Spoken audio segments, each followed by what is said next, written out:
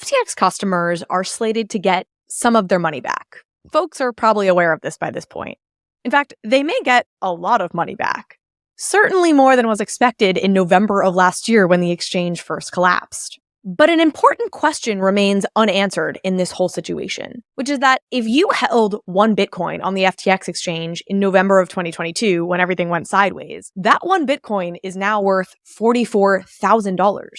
So what do you get back? Do you get back the $16,000 that was at the bottom of the market that probably meant you lost money on Bitcoin? Or do you get back $44,000, which is what it's worth today? The answer isn't 100% clear yet.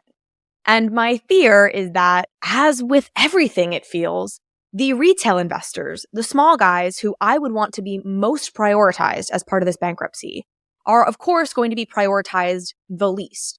And they are going to end up with the short end of the stick, holding the bag once again. Because the truth is, US bankruptcies, as I'm coming to learn, aren't designed for small retail players. But those are the people that we should care the most about, the folks who lost money that actually is meaningful to them. Anyway, that is the topic of today's episode. What is happening with the FTX US bankruptcy? What do the retail players want? And what does it look like they're going to get? Before I dive into all of this though, if you are enjoying this content, please consider subscribing to the channel, subscribing to the podcast, leaving a comment, leaving a like. I really appreciate it. I'm sorry this video was a little bit late. I was at my parents', couldn't get the audio to work. So we are doing it again, running it back, and we're running it back a little late, but thank you for bearing with me. Let's dive into it.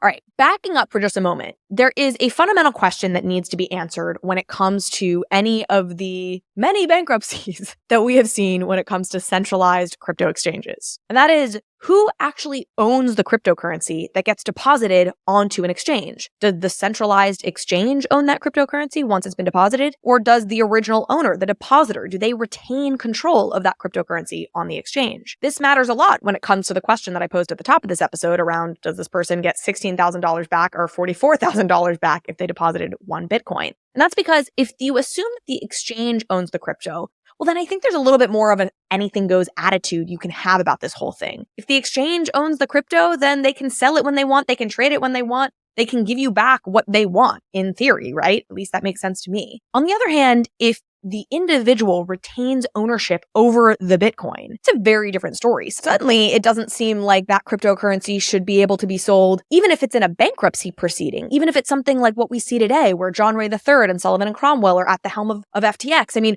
why should they be able to sell crypto if, when by the logic I just laid out, it's still owned by individuals? It's not owned by FTX. Customers of these exchanges call this a property rights issue. Basically, if the cryptocurrency is their property, they, as the owners of that property, have certain rights that they're entitled to. And the FTX bankruptcy is not the first in which this issue has been raised. Again, there have been many centralized crypto exchange bankruptcies in the last year and a half. And we can look at precedents set in some of those other bankruptcies. So Celsius is a good example. Well, a lot of the headlines around the Celsius bankruptcy were that a judge ruled that Celsius retained control of the cryptocurrency. The truth is actually a little bit more nuanced than that. In fact, the judge in the Celsius case actually looked at the terms of service of Celsius to make a determination around who owned the cryptocurrency on the exchange.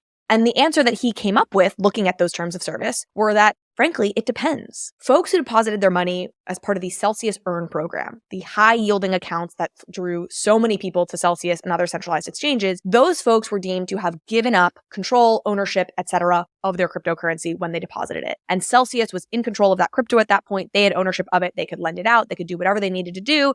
They could generate these fake but seemingly lovely high yields, etc. And customers had clearly consented to some level of this by depositing them in these Earn accounts. By contrast, however, the judge did say that there was a handful of customers, albeit a much smaller group, who had not deposited their crypto into any sort of high-yielding accounts on Celsius, but had rather just held them on the Celsius exchange. But by the way, that's like a separate thing. Is like, why? Not clear to me why you would deposit your crypto on Celsius, but not deposit it in like a high yielding account. In any case, they get the last laugh because folks who did not deposit it with Celsius Earn, who did not deposit it in these high yielding savings accounts, actually got the full amount of their cryptocurrency back. And it was the folks who had deposited their money with Celsius Earn who are having to take a haircut on that crypto. What this all suggests, if you haven't picked up on it so far, is that precedent has suggested that the terms of service for these various exchanges are what should be looked to figure out this question around who owns the cryptocurrency and what are they entitled to? Dollar value amounts of crypto at a certain point in time, or the full value amount of the crypto itself at the point in time at which money is being returned. So with this precedent in mind, let's turn our attention to the FTX bankruptcy now. Because the terms of service of FTX are pretty fucking clear. The terms of service for FTX were changed in May of 2022. And they said this when it came to digital assets. They said, the title to your digital assets shall at all times remain with you and shall not transfer to FTX trading. They said, none of the digital assets in your account are the property of or shall or may be loaned to FTX trading. FTX trading does not represent or treat digital assets in users' accounts as belonging to FTX trading. LOL. It also said, you control the digital assets held in your account. At any time, subject to outages, downtime, and other applicable policies, you may withdraw your digital assets by sending them to a different blockchain address controlled by you or a third party. Again, LOL. In any case, that's what they said. Now, notably, no such language this strong does not appear in the terms of service when it comes to fiat deposits. This really is reserved for cryptocurrency deposits specifically. But it leaves no ambiguity, right? FTX customers who deposited or held cryptocurrency on the FTX exchange were the owners, the sole owners of that cryptocurrency, and that remained true for as long as they held it. This would mean, at least logically, that they are entitled to not just the $16,000 that the price of their Bitcoin was worth when FTX collapsed, but the full $44,000 that is the price of Bitcoin today. Of course, the reality is that life is more complicated than that. Bankruptcies, and certainly this bankruptcy, is messier than that. FTX spent their customers' crypto. That was the fundamental problem. If FTX had all of the crypto that customers were owed and could just be given back to them, we wouldn't be in this situation in the first place. And the retail creditors, the retail investors that I've spoken with, they understand this. But what these customers want is an acknowledgement from the current bankruptcy estate, from John Ray, from Sullivan and Cromwell, from the folks who are guiding this bankruptcy, that this property rights issue exists and is real, and that there's some sort of compromise or deal that may be able to be struck with folks for whom this particular set of property rights applies. Specifically, they're not asking for all of their cryptocurrency back, and in fact, bankruptcy law indicates that they have to be paid back in dollars anyway. But what they're asking for is that all creditors be repaid up to the dollar amount valued as of the time of the collapse in November of 2022. But then for everybody who additionally held this crypto that's gone up precipitously in value that they owned, that they had the property rights over, that attempts be made to backfill them the additional bit that they are owed through something called an RTT, a recovery token that could be used to give these creditors a stake in future revenues of the company. So that could come from the venture portfolio like Anthropic and these other big AI investments, or from an FTX 2.0, because it is actually very seriously being considered that FTX be resurrected and restarted. And, aside from the fact that its founders were stealing money from it, it was actually a pretty well-functioning, well-liked exchange from a user experience perspective. So it stands to reason that it's possible that FTX actually could make a comeback and generate some real revenues. And so the folks who owned crypto that were held on the exchange, they're just saying, hey, we would like a piece of that. We would like acknowledgement that paying us back the dollar value of our crypto at the time of the collapse of the exchange, which was the absolute bottom of the market, by the way, because FTX precipitated a further sell-off when it collapsed. Like that is not all that we are entitled to or all that we are owed. And this all seems like really reasonable to me, given the law and how it's been interpreted so far in cases. But of course, things at present are actually looking good for this outcome. The FTX estate is expected to put forth a proposal on how some of these issues and how the bankruptcy is to be handled and processed moving forward sometime in the next week or so. December 16th is when it's expected to drop. But initial drafts that have been seen indicate that the bankruptcy estate is not addressing the property rights issue at all. They're not even engaging on this issue. And they're suggesting that moving forward, the FTX customers receive the dollar value or some percentage of the dollar value of whatever they lost as of November 2022 at the very bottom of the market. But this isn't the end of the issue. And as we close here, I want to talk about what else these customers are battling, because it tells us a lot about the US bankruptcy process. Because see, the retail customers who lost money in FTX are not just battling against the FTX estate for their rights, for what they want, they're also battling other creditors. So let's talk briefly about who these other creditors are and why they seem much more likely to get their way than the customers I've been talking to.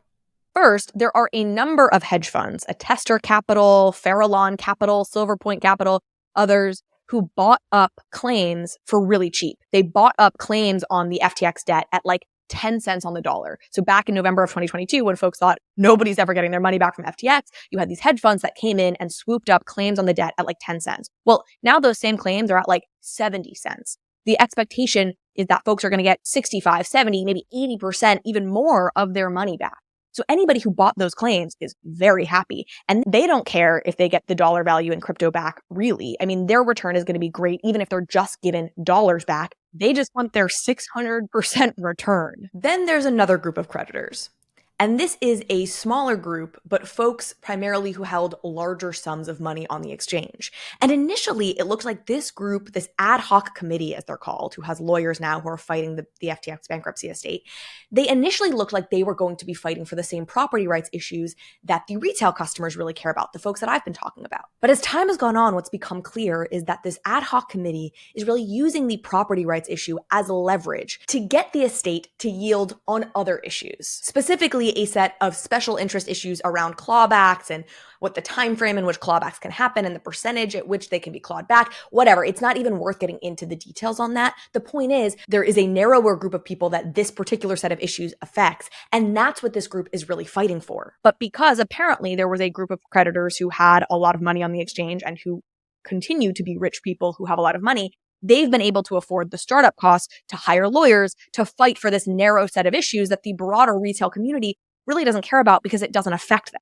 And in that way, they feel like this group that initially was supposed to be representing them as well in some ways has sort of abandoned them and abandoned the property rights issue that this particular group cares the most about. Now, to add insult to injury, the legal fees of this ad hoc committee, the one that's being represented by Evershed Sutherland, those legal fees are now being covered by the bankruptcy estate, i.e. the creditor's money. So the legal fees for this group of creditors that represents a very specific and narrow set of interests, literally special interests, are getting their legal fees covered by the FTX bankruptcy, i.e. all the rest of the creditors, all of the creditors, right, in total are paying for those law fees. In short, the problem with all of this is that both the hedge fund creditors and this ad hoc committee creditors, these folks have money. So in the case of the hedge fund folks, they've bought up a lot of the FTX debt, which gives them a lot of voting power when it comes to what ultimately will happen and ultimately getting approval for whatever the bankruptcy process is going to be. On the other side, you have the ad hoc committee who have a lot of money, so they've been able to pay the upfront costs of hiring these lawyers. Now, of course, their legal fees are being paid elsewhere, but initially it cost money to hire these lawyers, and they couldn't be sure that the estate was going to pay for their legal fees. So in any case, they had the capital to hire lawyers to fight for their specific set of interests. So the interests that are being left behind, the interests that aren't being heard, are those of the people with less money, less resources.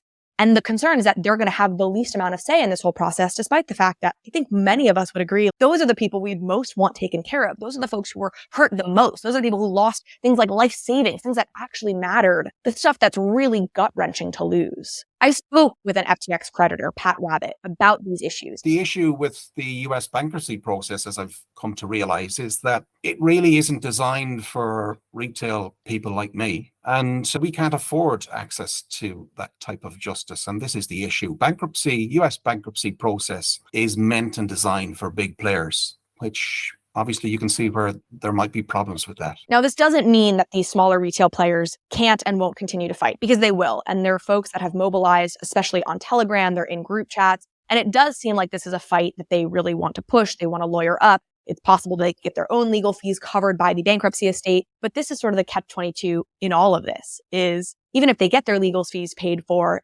continuing this fight is only going to prolong this process. And this is one of the most expensive bankruptcies in relative terms of all time. I'll speak more about this probably in other episodes that I plan to put out kind of soon, but it is just staggering the amount of money that is being spent on a daily basis as part of this bankruptcy. And so this is the bad situation in which these retail investors find themselves, which is that for every day that this gets dragged on, for every day that they prolong it with their own fight, they're actually just dipping into their own coffers. That money is really theirs, and it's being paid to drag on these fights, whether it's covering their legal fees or the ad hoc committee's legal fees, or most of all, the investment bankers, Sullivan and Cromwell, John Ray III, all of which who are managing this bankruptcy and charging a huge sum of money to do so. And so at the end of the day, they're going to have to decide, is this worth it? What is this fight worth to folks? Personally, I care about this from a personal standpoint. I actually do care about the victims of all of these different kinds of scams. And I also care about it on principle because I do think the logic behind why they control this crypto is pretty sound. And while I also understand why logistically it's not feasible to pay every person who held crypto on the exchange the exact dollar amount that that crypto is currently worth, I do fully agree that there should be some wiggle room here. There should be some discussion, at least, of this issue, some acknowledgement of this issue from the current FTX bankruptcy estate. All right, folks, if you enjoyed this episode, like I said, please do consider subscribing to the channel, leaving a comment, leaving a like, subscribe on the podcast. I really like knowing what you think. Would love to know your views on this particular issue. And with that, I will see you next time.